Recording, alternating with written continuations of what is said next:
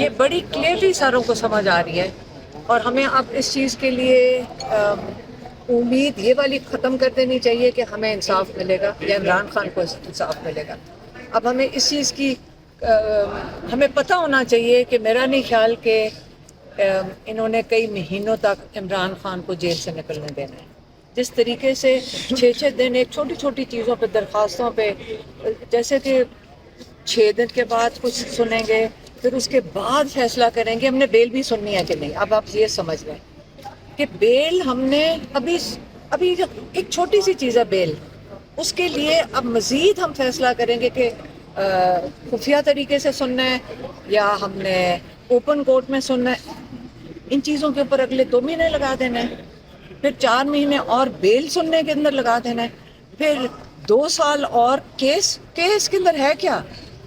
ایک چیز یہ میرے پاس ہے، یہ آپ بھی سارے پڑھ لیں، یہ جو نیا سیکرٹس ایکٹ ہے، اس کا جو ان کیمرہ والا ہے وہ مجھے بھی سمجھ آ گئی، میں لائر نہیں ہوں، مجھے بھی سمجھ آ گئی ہے، میں خوشی سے کہہ رہی ہوں کہ مجھے بھی سمجھ آ گئی۔ یہ 14 نمبر ہے، exclusion of public from proceedings, یہ اس کے اندر کچھ نہیں دیا ہوا، آپ یہ خود ہی دیکھ لینا۔ اور اس کو اگر آپ نے کوئی چیز کرنی ہے تو بیٹا یہ سارے دیکھ کے پہلے کرو کہ یہ پاکستان کا لا ہے جو یہی لے کر آئے ہیں ابھی۔ بات یہ ہے کہ سائفر کے اوپر میں بھی تنگ آ گیا، آپ نہیں تنگ آئے سن کے؟ کیا ہے سائفر؟ ہمیں یہ پتہ ہے کہ ڈونلڈ لیو نے کہا کہ اپنی حکومت گرا دو، خان صاحب نے اپنے لوگوں کو بتا دیا، تو یہ جرم یہ ہے کہ اپنے لوگوں کو کیوں بتا دیا؟ یہی ہے نا جرم ان کا۔ اور بتائیں کیا جرم ہے ان کا؟